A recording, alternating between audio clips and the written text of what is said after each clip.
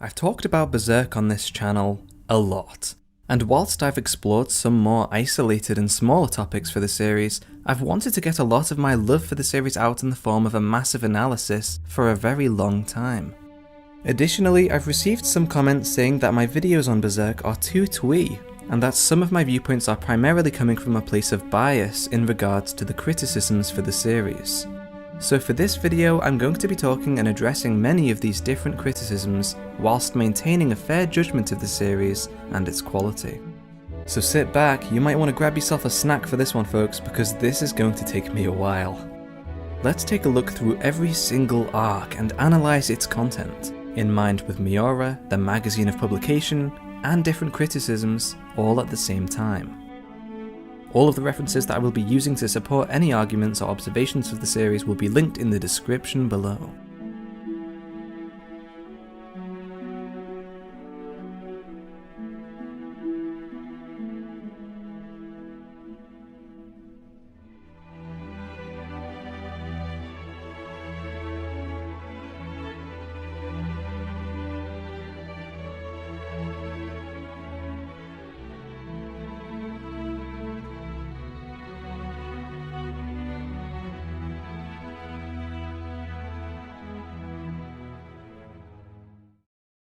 To give a rough background for the series without dwelling too much on topics that have already been covered, Kentaro Miura at the age of 22 pitched Berserk to Hakusensha through a 50-page prototype. The series was picked up shortly after and published its first arc, the Black Swordsman arc, in 1989 through the magazine monthly Animal House. This first arc was truly a product of its time, as Miura fully embraced Guts' macho 80s look by taking a page from the likes of Fist of the North Star and The Terminator.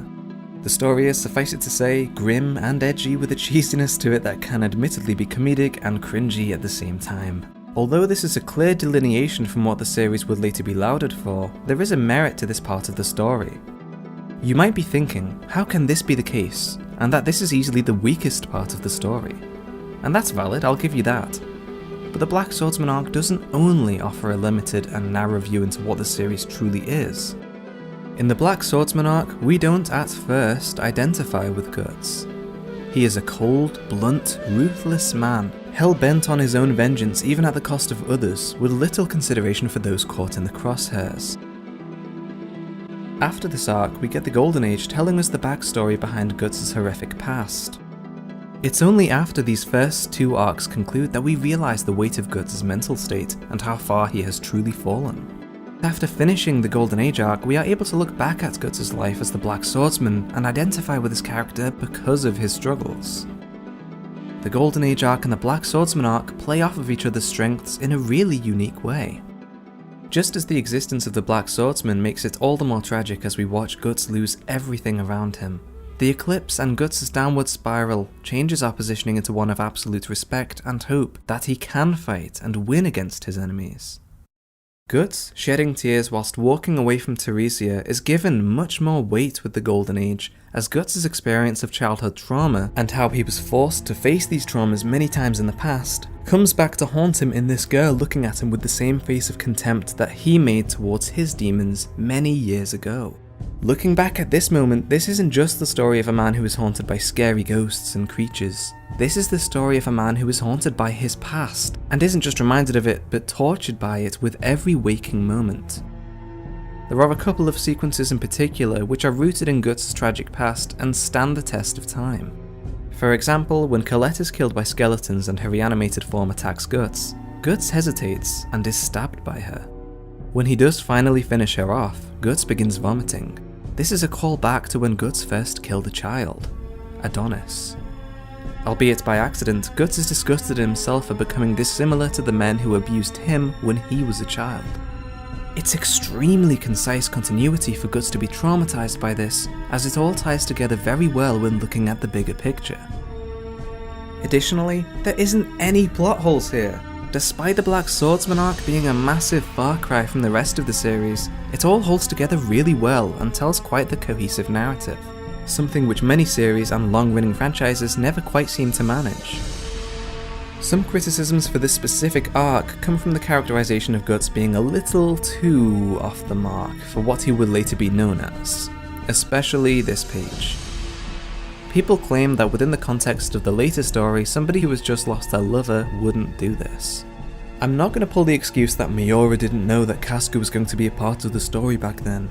Even though that is correct, he didn't know it was going to involve a love story in any capacity. But my main counter to this being a possible off-the-mark moment is simply the fact that Guts isn't the man who he was back then. The whole reason we aren't positioned with him is because his morals are clouded by a fantasy of revenge. This isn't an act of love like we have seen him commit to in the past, this is Guts at his absolute worst. And I honestly wouldn't be defending this moment if it weren't set up to be Guts at his lowest. It's essentially what this arc stands for. I'm in defense of this being a part of Guts' actual characterization because to truly highlight his lowest point, we have him taking pleasure from deluding this apostle into thinking that she has Guts right where she wants him, only to savor the moment when he instead murders her. We don't know how Guts got here, as this is the first page of the entire manga, but it more than likely involved him tracking down the apostle, slowly getting close to her, engaging with her, and then revealing his ulterior motive, savouring her horrified reaction as he seals the deal. We don't open up that manga and go, oh wow, here's the good guy. It's more like, this is not good, but let's see where it goes. And that's what I'm getting at with the Black Swordsman arc. It's a twisted, brutal piece of dark fantasy that revels in its grim appearance, but has some fantastic substance to it that becomes clearer with time. It should be clear as day by now that the 2016 and 2017 animes of Berserk were garbage, soulless, and just downright wrong. I won't be talking about this anime ever again after this example, and I encourage everyone else to do the same. But the thing is, we need look no further than its first scene, adapting a section of the first chapter of the series until we instantly see a complete disregard and bastardization of its very first arc. Isidro is a member of what would eventually become Guts' group, an ensemble of people who would create a feeling of belonging within Guts and would subconsciously stave off his desire for revenge. To rip Isidro out of the fucking time continuum and put him in what is supposed to be Guts' worst point is an absolute affront to the careful character building that Guts goes through in this arc. And when making this comparison, it should be very clear how much this 3-volume arc actually does for the series as an introduction, and as being Guts' aforementioned lowest and darkest point. The Black Swordsman arc is a brilliant starting point not only for the series, but for this video as well. As I've been saying, the arc's quality comes from the fact that it is a smaller part of a larger picture. The arc is not a masterpiece by itself. You could even argue that by itself, it's not that good at all. But it doesn't stand by itself. It's a part of this bigger picture, and with the story going backwards in time straight after this, you could argue that it was always going to be the case. So instead of saying that the arc is a masterpiece, I will say that the Black Swordsman arc is a part of the reason why Berserk is such a masterpiece.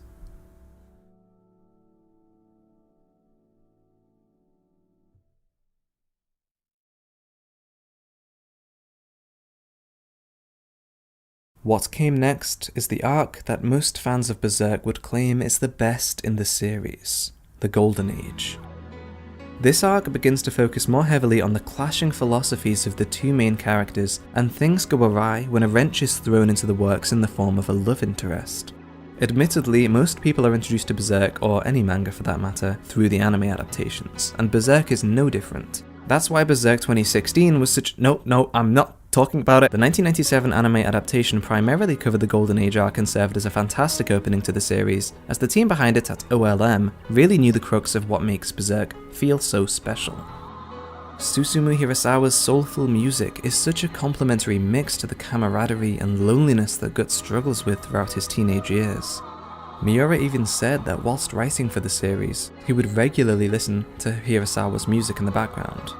Similar to how the JoJo anime's credit sequences showcase music that Hirohiko Araki listened to as he was writing for JoJo, these are both examples of a studio that takes steps to ensure that their adaptations retain the atmosphere of their source materials. And it goes to show, the animation of this series is massively lacking, with the use of stills to convey action sequences, moments that are occasionally animated on 3s, and simplistic character designs.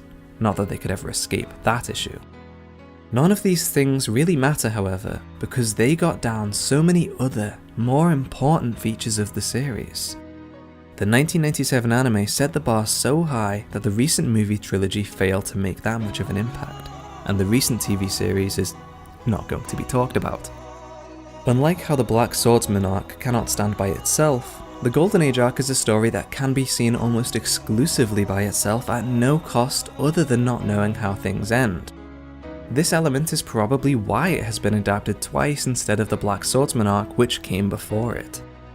Early on in this arc, the series shifted from being published in monthly Animal House to Young Animal, with a tighter 20-page structure and narrative to go along with it. The art style became more detailed, and the aforementioned arc was given its context with the following material. Where the Black Swordsman arc took a page from Fist of the North Star and the Terminator, this arc and all of the ones following it would take a page from the likes of Gwyn's Saga and classical pieces of art. The story of the Golden Age is known for its quality, and that comes from the group dynamic, to the battle sequences, to the character interactions, and to the monsters and outstanding design work. But primarily, I think more than a lot of the quality for this arc comes from the 3 backstories that we get for each of the 3 main characters. Guts' backstory is at the very beginning of the arc and literally shows his struggle since being born into this world. As I was saying, the characterization in this arc is absolutely some of the best in the entire series. We follow Guts and his troubled life in the abusive environment that he was raised in.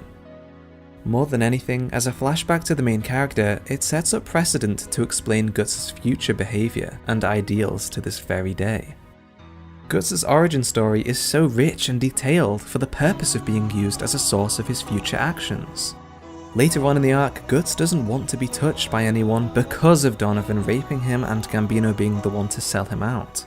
He doesn't want to belong to a mercenary band entirely due to the fact that he was hunted down by his group after incidentally killing his father.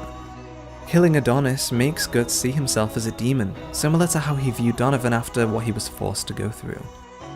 The things which happened to Guts in his early years directly affect the relationships that he would go on to develop, and this is even true when it comes to romantic relationships. Guts and Casca's relationship culminated in the two making love to one another, only for Guts to be taken back to this dark moment. He is forced to confront his trauma in front of his lover, and so not only does Casca accepting Guts and his past allow Guts to get past this trauma, but it develops the both of their characters in a very sublime way. Casca's backstory is at the middle of the arc, and it displays her childhood of being sold as a servant to a perverted master, only to be saved by Griffith. Casca's strength as a character comes from her choice to serve Griffith. As an impressionable child with nothing else to live for, Casca begins to idolize this man and becomes known as the strongest soldier in the entire band aside from him. Loving a man who is planning to become a king and who plans to marry a princess is delusional, and Casca doesn't initially want to admit this. Casca is so angry when we first see her because Guts shows her that what she wanted could never be achieved. By Griffith noticing Guts and wanting him to join the band, it forces Casca's ambitions into perspective. She is originally in denial, then becomes aggressive, before eventually coming to accept that there is nothing she can do about it. What's interesting to note is that Guts, the one man whose dream is constantly wavering and uncertain, is the one to stop others' already realized dreams from happening. Not only does Casca conclude that her dream is a fantasy, but Griffith would also become more infatuated with having Guts be a part of the band than to follow his original goal, to the point where Guts leaving causes Griffith to go down a path of self-destruction. With the denouement of Casca and Guts' relationship, we get a climax to their backstories as we see one of the few truly happy moments of Berserk. Griffith's backstory is right at the end of the arc, which is fitting, as we find out that his main character trait is that he simply wants to follow his dream of having his own kingdom. So highly does he hold this ideal that he sacrifices his entire mercenary band in order to achieve it. Griffith works so well as a villain because of the fact that he never really betrayed his own ideal at the end, and had apparently kept it with him throughout all of this time, even when he was being tortured in the dungeon. To put it into his own words, the dream still smouldered in his heart. Even if it's a horrible decision, we do end up understanding Griffith because of it. From Guts' perspective, Griffith is obviously the enemy for taking away everybody who he held dear. But from Griffith's perspective, nothing mattered from the get-go. This was all just a couple of steps on the bridge to Griffith's castle, with Guts only ever being a distraction from this ambition. Guts isn't even an enemy from Griffith's perspective, he's literally nothing. And that's just what's so fantastic about this villain. Where Casca saw her fantasy as something that could not be obtained, she managed to develop a stronger ambition from it and push forwards. Instead of overcoming his broken dreams, Griffith falls apart because of it, and eventually goes back on himself, forcing the pieces of his broken dream back together by sacrificing everybody. Griffith is weak in that he could not push forward when Guts left the band, like how Casca pushed forward after her dream broke down.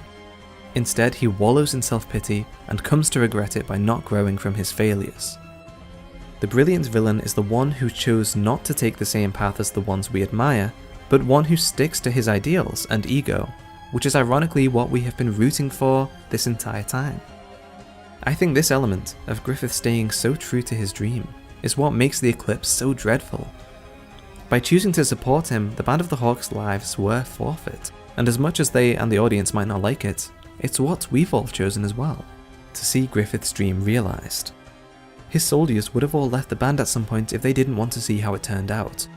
And we would have stopped watching or reading at some point if we didn't, as it was the main plot point this whole time. Although it's horrific, Griffith has integrity, and it may be because of this that he is so terrifying. It's interesting to point out that, yet again, Guts directly affects everyone else's goals. He destroys these ambitions, and yet he also builds new ones by doing things like saving Casca. Knowing that Griffith is done for, Casca falls from the cliff, simply wanting to let go. But when Guts saves her, the two begin to live for one another, creating a strong bond that strengthens both of their resolves. Guts was also given the power to destroy or create an ambition within Griffith by staying or leaving the band. Ultimately, he chose to leave, and that is the story that we were given, but it would seem that unlike the will of mankind being controlled by some transcendental entity or law, Guts especially is imbued with his own free will, in a way that affects everybody around him. By choosing to sacrifice, he is as much the Griffith that we first met in his ideals, and so this culminates in probably the most depressing climax in manga and anime. When Guts is running, seemingly from nothing, whilst memories of the band are overlaid into the sequence, we feel nothing but empathy for Guts and antipathy for Griffith. These final moments before everything is neatly linked up to the Black Swordsman arc are truly heartbreaking.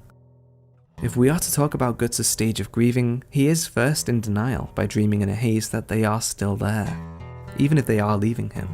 Then he becomes aggressive, aiming to go after those who did this to him, and beginning the motivations that would formulate the entirety of the Black Swordsman arc, with the rest of the grieving process yet to come.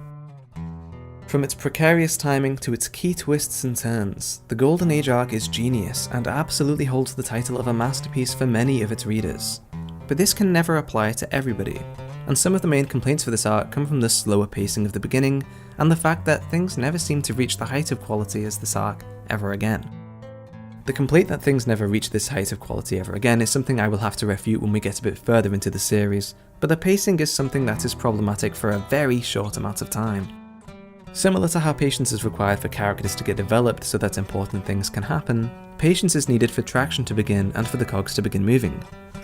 It's as much of a problem here as it is in something like Fullmetal Alchemist, or JoJo's Bizarre Adventure. Love it or hate it, the Golden Age arc is Berserk's most popular arc for a reason.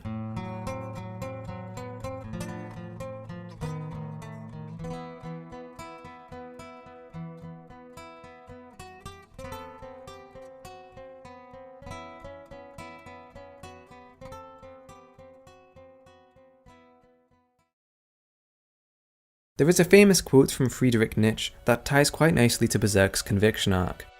He who fights with monsters should look to it that he himself does not become a monster. And if you gaze long into an abyss, the abyss also gazes into you. This is a struggle that is reflected in the main character from this point onwards, with the emergence of the Beast of Darkness an embodiment of all of Guts' post-traumatic stress. As I was saying before, Guts enters the next stage of grief, bargaining.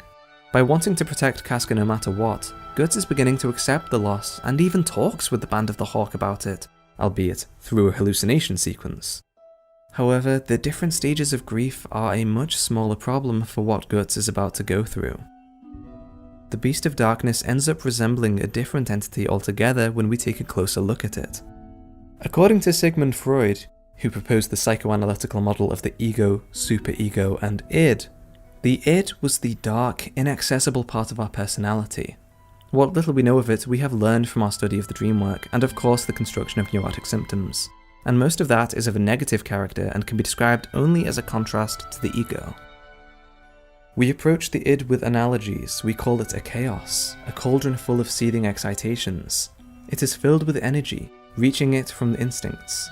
But it has no organization, produces no collective will, but only a striving to bring about the satisfaction of the instinctual needs, subject to the observance of the pleasure principle.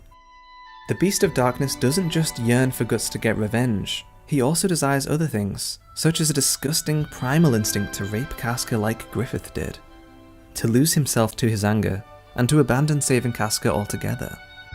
Because of these multiple different and often clashing impulses, we can correctly identify the Beast of Darkness as a personification of this concept.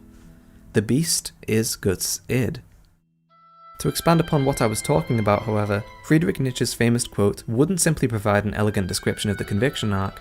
A large part of what makes the conviction arc so good is its adherence to many of Nietzsche's philosophies. Much of this would originate from Nietzsche's book, Thus Spoke Zarathustra. From the concept of the Übermensch to the coined expression that God is dead, we would get quite a heavy arc when it comes to philosophy. Guts is the one man who, among crowds and swarms of people, retains a cool head and ultimately survives.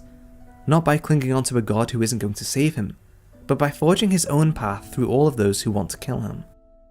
The last man in Zarathustra are quite literally the last race in that they take no risks and seek only comfort and security. Being the complete antithesis of the idea of the Übermensch, a German translation for a literal Superman. The people who cling to a god only so that they can save themselves in the face of the rebirth ceremony are quite alike to the last race. But instead of making the existence of the Übermensch impossible, the story decidedly revolves around the fact that our Übermensch is in the story and does succeed over these people. To elaborate a little further on this, Susumu Hirasawa, the composer for the 1997 series and Dreamcast video game, was once quoted to have said that he thinks Guts' sword represents a penis, and that the monsters destroyed by it represent female genitalia. Obviously this is worded rather bluntly, but the usage of phallic weaponry is pretty plain to see. Guts asserts his literal power over everybody who stands in his way by bringing down his sword upon them. We already know that his ideals are sound and that his character is respectable, but with the Black Swordsman being a fully grown man wielding the Dragon Slayer, something which requires a godly amount of strength to wield, Guts begins to fit the idea of the Übermensch by using every force given to him by nature to achieve what he believes is right. Zarathustra posits this concept to be the goal for mankind, and with two quite similar comparisons to draw, we can see that this arc is indeed very philosophical when it comes to depicting its very nihilistic world. This is especially so considering the world is beginning to crumble around them. The Übermensch survives because he knows he can, and so he does so with his own force. The last race does not try to do anything but survive in a way that accomplishes nothing, and so they all die. Along with Nietzsche's philosophies often rejecting the then traditional value of Christianity, we also have a story that never once gives a moment to embrace the value of religion either. The ideas and themes explored in the Conviction arc are often likened to the philosophies of Nietzsche because of how nihilistic the series would be if we did not have Guts, pushing forwards and constantly making his own purpose for carrying on. Finding Casca again, never letting her go, and finally resolving to bring her back somehow. Guts pushes through everything that is hurled against him when it should make more and more sense for him to give up. It's a fantastic little comparison that is unique only to the Conviction arc. To discuss the role religion has in this arc, we have the Holy See. The Holy See is a very real sovereign entity which serves as the central point of reference for the entirety of the Catholic Church. Its land is the Vatican City, where the Pope resides, something that is also true in the world of Berserk. And this goes hand in hand with our backdrop. The Conviction arc is filled with these different members of the Holy See who roam throughout Midland searching for and burning heretics. And this is something which the Catholic Church also did. From the infamous massacre of the Waldensians to the Inquisition of Galileo Galilei for believing that the sun was stationary and that the earth moved instead of it being the other way around, the Catholic Church dealt harshly with those it deemed heretical. The Codex Justinianus, which served as the codification of Roman law, defined heresy as everyone who is not devoted to the Catholic Church and to our Orthodox holy faith. And so this gives us some insight into what the Holy See essentially act as in this arc. Farnese de Vandimion, who has control over the Holy See's Holy Iron Chain Knights, is given the mission to find and capture the Black Swordsman. After the destruction that is left in his wake from hunting apostles, Guts is now a wanted man. Farnese is, as we would come to later find out, a person who does seek righteousness, and will later look back on her actions in shame. But in the meantime, we are given another fantastically delivered story of a character who has struggled in their childhood, albeit this time from neglect. Farnese was well known for happily burning heretics as a child, and acted in a very wild manner to those around her. She develops twisted fetishes for those she burns at the stake, and states that it is in the name of God, in a way to justify it. It takes guts murdering half of the Holy See's emissaries for Farnese to realise not only the falsehood of her actions, but the misguidedness in which she followed her beliefs. Essentially left without anything to live for, Farnese resigns herself to follow the Black Swordsman instead of the Holy See, to learn more about herself and who she is as a person. In a similar condition to which Casca was left when her goals and motivations had crumbled, they both decided to follow what Guts had been saying from that point onwards. His role as an exemplary Übermensch coming to an end. Some say that this arc is too heavy on its metaphors, and becomes slightly unrealistic because of this. Admittedly, there are moments like Guts jumping from the tower to kill Mosgus, and fighting techniques being named like Thousand Fist Cannon that are a little much at times. I'm not denying that. Out of all of Berserk, this is probably the least liked arc in terms of overall popularity. But for many, the Conviction arc is saved by the Lost Children chapter. We get this one last singular look at Guts hunting down apostles with Puck before he begins opening up to other people again. Where the Birth Ceremony chapter has some irritating characters and habits that emerge every now and then, we get a nice comparison from the beginning of the Conviction arc and the fact that Guts came from barely knowing where he was going to go next, to having a full ambition again. From the Hawk of Darkness to a fully matured man with refined responsibilities. Guts develops a lot in between these pages, and that makes it necessary for Berserk. Conversely, some complain that the Lost Children chapter is meaningless and adds nothing to the story. But I think this comparison of Guts being completely lost to knowing exactly what he wants is a perfect summary of why there is no part of this arc that isn't necessary. Whilst I and many others think that this is probably the weakest of the bunch, there is something for everyone here, and even Berserk at its lowest still makes for some of the best manga out there.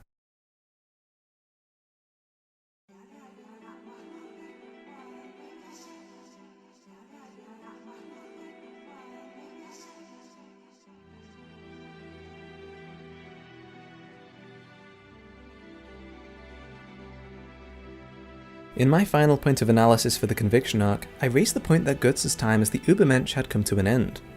The reason for this is because his whole quest for himself and by himself would also come to an end. With the beginning of the Hawk of the Millennium Empire arc, we begin to see a group of people form a posse with Guts. As stated before, Guts has matured from wanting nothing but revenge against Griffith and the Apostles to wanting to save Casca. From a desire to destroy to a desire to preserve. Guts is now a responsible adult who wants his lover back, and so the group becomes a necessity for him to achieve this goal. Guts is forced to allow people back into his life, similar to how all those years ago Guts took the chance and allowed himself to become affiliated with the Band of the Hawk.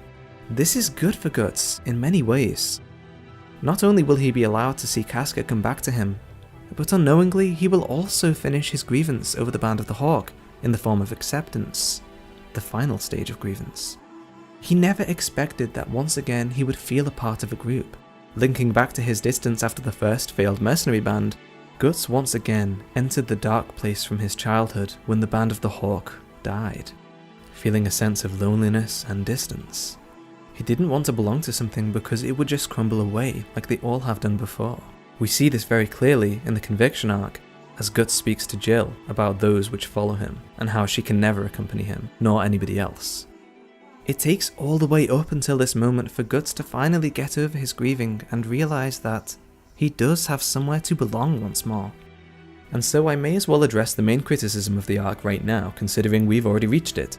One of the main criticisms for this arc is that the group dynamic ruins the mood previously set up by the series, and that it simply doesn't feel the same anymore. This criticism comes for the wrong reasons, however, because this different dynamic was done completely on purpose.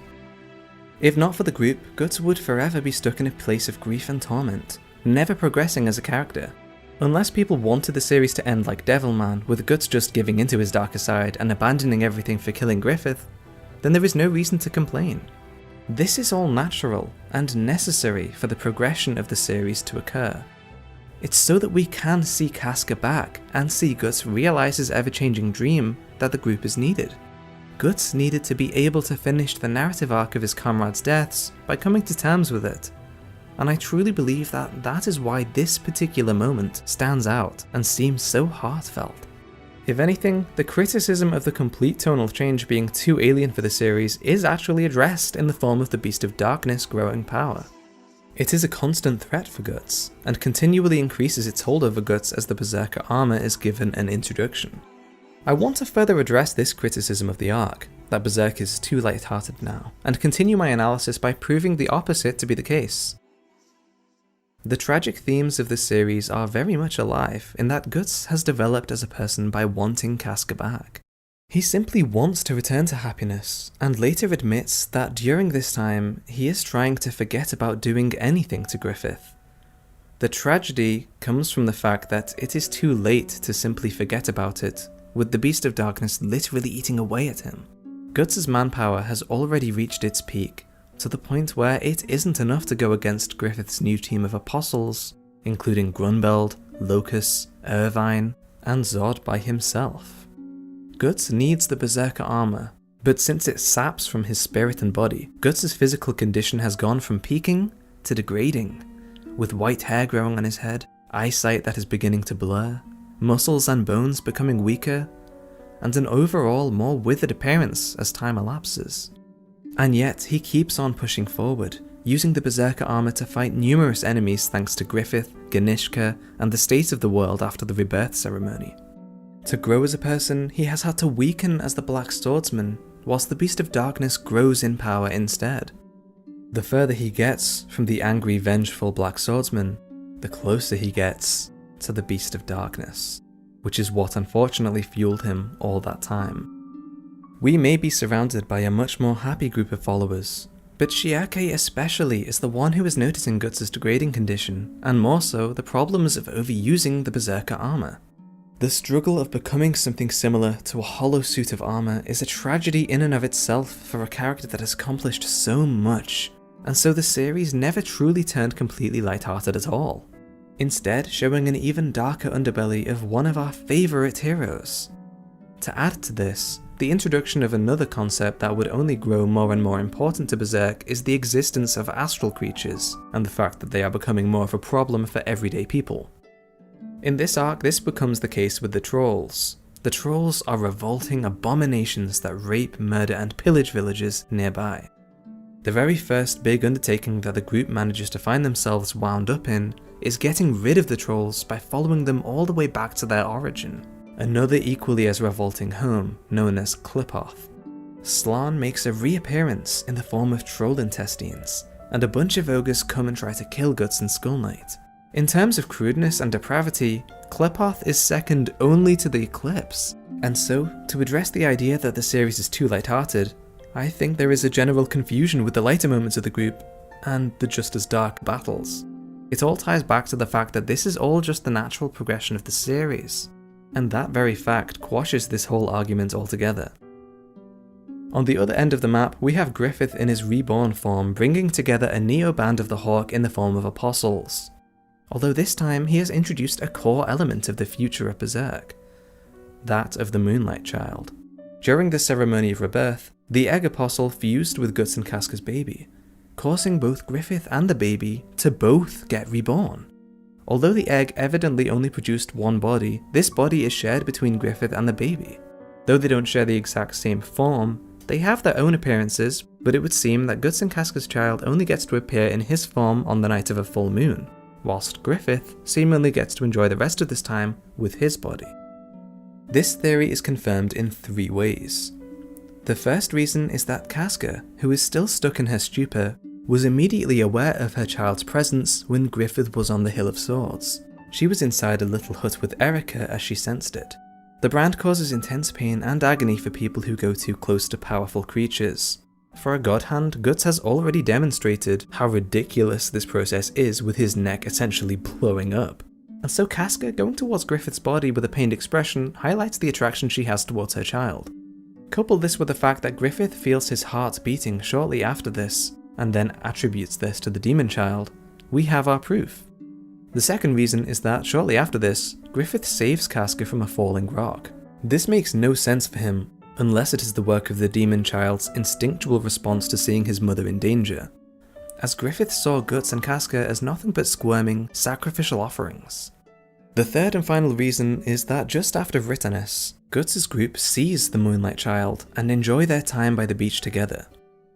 Miura actually inserted a page of content into Volume 28 to give us another clue to figure this mystery out. Guts feels his brand pick something up. He turns to look out at the cliff behind him. And then, we get to see at the very top of the cliff, a very similar shaped horn is lying in wait. Nosferatu Zod is there, keeping an eye on what is essentially Griffith's body. And to further add proof to this, he has no reason not to attack the group due to them being wary from battle. Zod is supposed to be one of the more powerful apostles, so he has literally every reason to attack the group. So why doesn't he? Because he would be endangering his master by doing so. It's a clever way of getting the audience to realise the condition that the villain is in, and it sets up an interesting premise for the eventual final battle between Guts and Griffith, with our 2 protagonists' child stuck into the mix. Griffith's weaknesses are much smaller and mysterious than his strengths, however.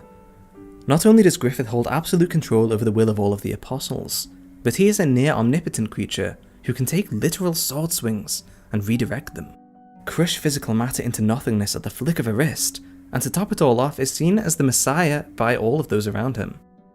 A good comparison can be drawn between Griffith and the Greek god Zeus, especially when considering a competitor for his position emerges itself in the form of a leader to the east, Ganishka. Ganishka initially poses himself to be a formidable threat with his ethereal apostle form that cannot be touched, let alone harmed, by physical creatures. However, after a threatening debut of electrifying countless apostles without so much as a scratch upon his body, Ganishka bites off more than he can chew by directly challenging Griffith in combat, a fight in which he has no chance of winning. His bravado is rendered asunder before the careful tactics of Griffith.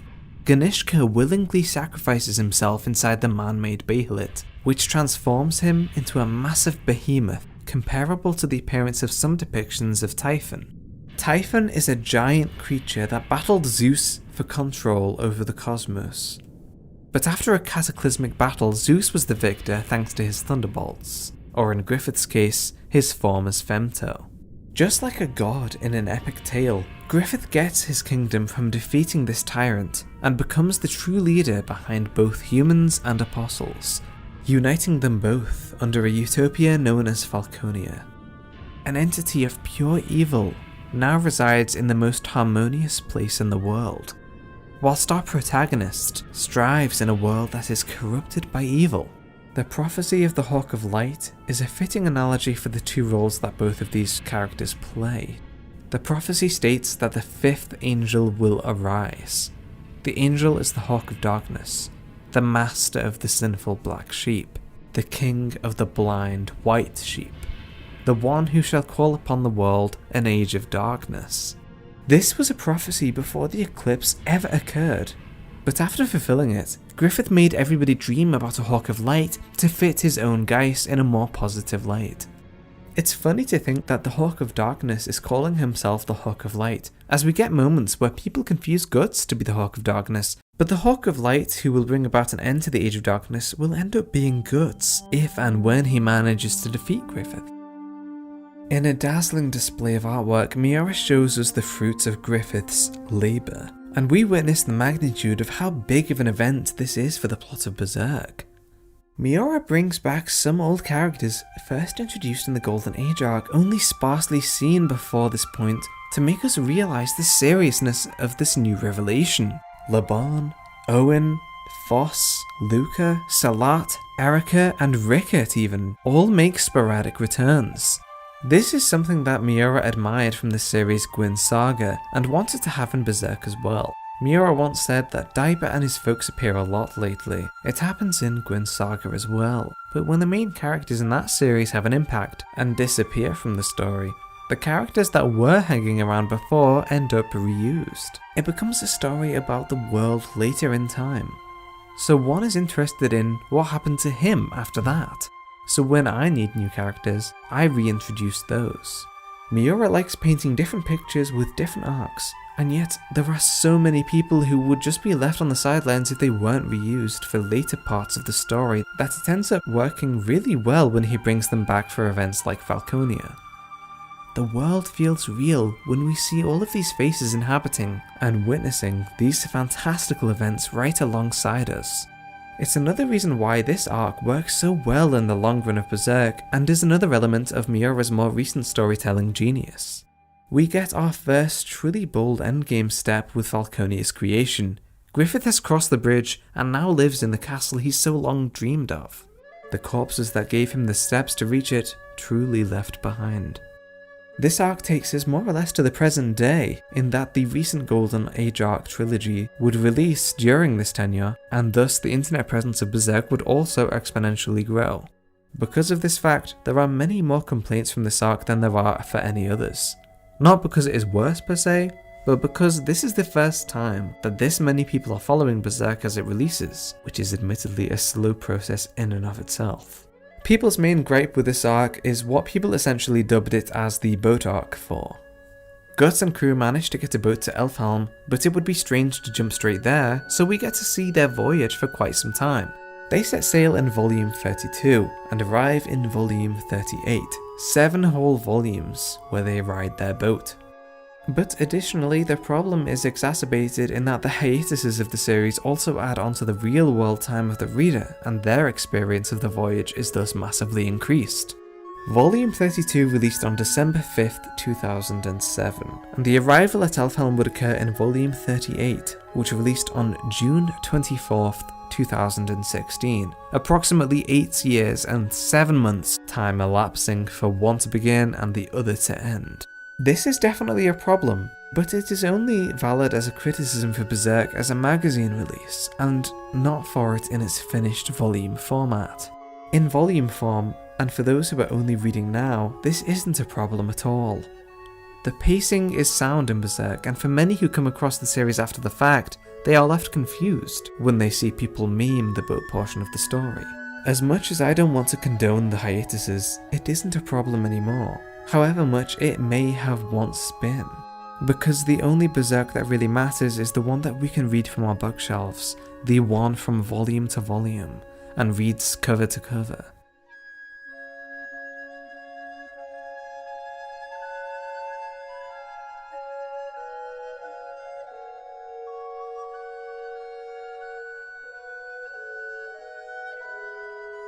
The Fantasia arc isn't yet finished, so instead of going full throttle into a deeper analysis, we are going to be taking a more involved look into the supposed negative aspects of the series. Within the space of the 5 volumes that the Fantasia arc encompasses, we have received a myriad of unforgettable stories. From the cracks in Griffith's kingdom and ego beginning to show themselves after Ricker's refusal to join his dream, all the way to Guts managing to bring Casca back from her stupor, only to find her traumatized at his very appearance. That is to say nothing of the Lovecraftian Sea God storyline or Rickert going to the Bakiraka homeland. Yes, the pirates were absolutely an unnecessary element of the storyline, and sure, Puck used to be a much better character than he is now, but with only these smaller problems ever happening in the story, it's difficult for it to dampen the entire saga that is unfolding before us.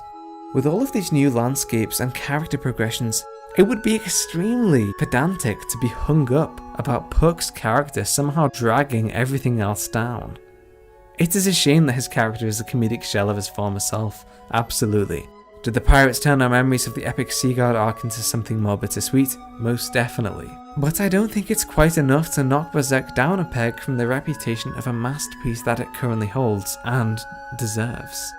As much as people like to say that the series is more focused on settings and world building, as opposed to the character development like it was before, it would seem that with things winding down to the climax, we are seeing a lot more meaningful scenes again. With a time skip opportunity presenting itself, and the three main characters now fully active with their own plans, we really are about to see more of what we all loved about Berserk one way or another. Things are beginning to link back to the original narrative, with the state of the New World acting as a fissure between astral layers and spirit trees being parasitic to them.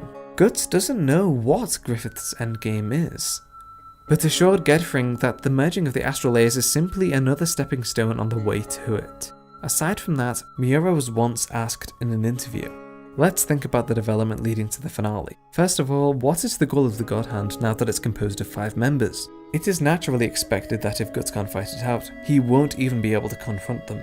Before that, is the God Hand complete with the addition of Femto? Miura answered, For now, the God Hand is supposed to be complete with Femto.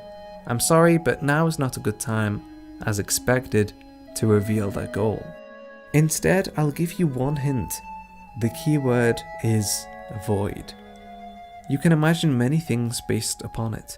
Although this interview was from 1996, and the fact that we can't say anything beyond episode 357, the Fantasia arc is shaping up to be another mesmerizing arc of Berserk that takes us to some new places and finally to some long-awaited conclusions. It's nice that I don't have to make a comparison for what arc I feel Fantasia will more likely resemble. All arcs of Berserk stand out so well from one another that there is almost no comparison across any of them. So without any more story to look at, let's actually talk a little bit about the world building in Berserk. Because funnily enough, it doubles down as a fantastic reflection of Miura's writing style. Unlike how Miura creates fantastic characters by leaving nothing a mystery and exploring their actions by staying true to their past, Miura creates a breathtaking world by leaving about 99% of it a mystery. We don't even know what the world map looks like. The fan site skullknight.net and its users have debated and attempted to piece together what we have seen of it, but even that is leaving off more than half of the world. We are only ever introduced to the world when something else is of interest, and even then it is simply a passing glance of it. The same goes for the history of Berserk. There are theories of Skull Knight being King Geyserik, and that Void is the man who destroyed his kingdom, because of the little seeds that Miura planted along the way. Geyserik was famous for wearing a skull helmet. Check. Geyserik imprisoned a man in a tower that called upon 4 or 5 angels that destroyed his empire. The significance being Skull Knight goes after one of these 4. Slan calls Skull Knight Your Majesty. The point is, instead of giving us something in a lump sum like the backstories for characters, Miura is creating mystery around the world of Berserk by spoon-feeding us minute little details that you need to watch out for in order to understand the deeper elements of the lore. For all the people who enjoy likening Berserk to Dark Souls, this is exactly the same method of storytelling. Picking away at the lore throughout the cuff conversations or events is how the world is built, but it adds a charm to the series by doing this. By making it all so casual, we get to enjoy people who feel like they are actually living in this world, and are able to immerse ourselves into the story that we are seeing. This is a fantastic tactic, and is a good analogy for Miura's writing style, considering Kentaro Miura is an artist who creates his illustrations first, and then later adds the dialogue. Usually I don't write anything beforehand to save it for later. At the storyboard phase, I simply enter lines that seem appropriate in the right places. The more important the scene is, the less words I put into it. At the stage before that, I sometimes mix in some unneeded words. So next, I need to decrease the low and increase the high. Also partly, I just depend on my own drawing skills. This is an interesting form of creation when it comes to manga, because it makes a lot of sense when we look at how Miura builds his worlds, and how much attention he gives to these small details. If the drawing comes first, then it's highly likely that a lot of the time the writing is taken care of by whatever he chooses to see. To take a glance at a side project which Miura undertook during a recent hiatus of Berserk, we get to see the dystopian world of Gigantomaxia, set 1 million years in the future. The world is fantastic and absolutely outweighs the story. In fact, off the top of my head, I couldn't even tell you what the story even vaguely was. But what I can tell you is that it looks gorgeous, disgusting, and wondrous all at the same time.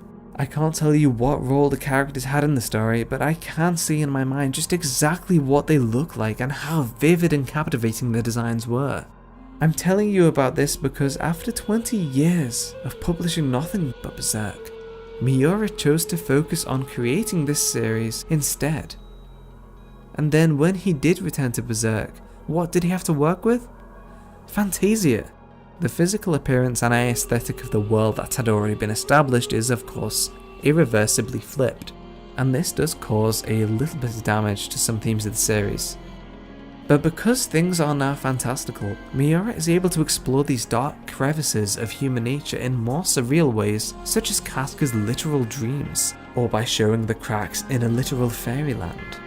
Fantasia, whilst not what some want, is the natural progression not only for Berserk, but for Miura as an author, and shows that the world of Berserk is only going to get bigger. If and when there are small occasional downsides, they always seem to be small enough for the main story to take itself wherever it wants, and it would seem that the series is going to be successful for a very long time to come, with a fanbase bigger than it ever has been. Berserk is soon to be a 30-year-old monolith of a series that keeps growing in both size and cumulative quality. I can't wait to see what different pictures Miura paints as we go forward. I don't see myself making a modified edition to this video when the series is finished, as the Fantasia arc more than anything signals where Miura is going as an artist. Back to his roots, but in a way that befits its current fantasy style. More than addressing some criticisms, I hope I've helped a lot of people gain trust in Miura. That, for over 30 years, he has been able to keep changing up the game, but been able to keep it just as interesting as it always has been, is just a remarkable work of craftsmanship which really showcases his ability as a writer. I have no qualms about where the series is headed, and have complete trust that wherever the series may be headed, it will be exactly as it should be. I'm not expecting it to be perfect. It hasn't been perfect for every step of the way across these 30 years. As long as he maintains his fantastic standards of no plot holes and cleverly written story along with unforgettable characters, then I'm all for it. After analysing so many different things in the series for as long as I have, it's incredible that there is still so much left to talk about that I haven't addressed. So to fit a better ending to this video than I could ever give to it, I think I will probably just finish up with a suitable closing quote from Kentaro Miura himself.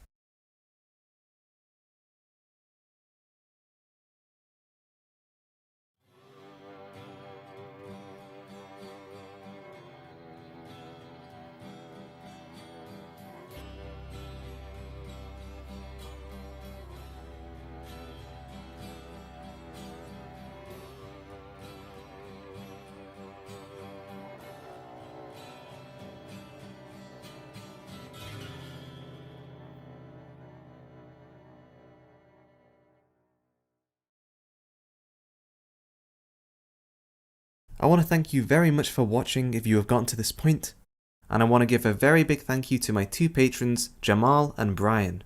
Thanks very much, guys. As I was saying before, there's absolutely tons to talk about with Berserk, and so if you want to see other videos about Berserk in the future, be sure to subscribe, as it's absolutely my favourite series. If you want to see more content right now, then please go and check out the videos on my channel, as I've talked about existentialism in Berserk, the origins of Berserk, the future of Berserk, and surrealism in Berserk, even doing a review of my favourite episode.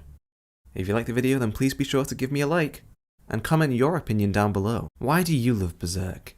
Or why do you hate Berserk? As always, follow me on Twitter to see what's coming next, and I'll see you next time.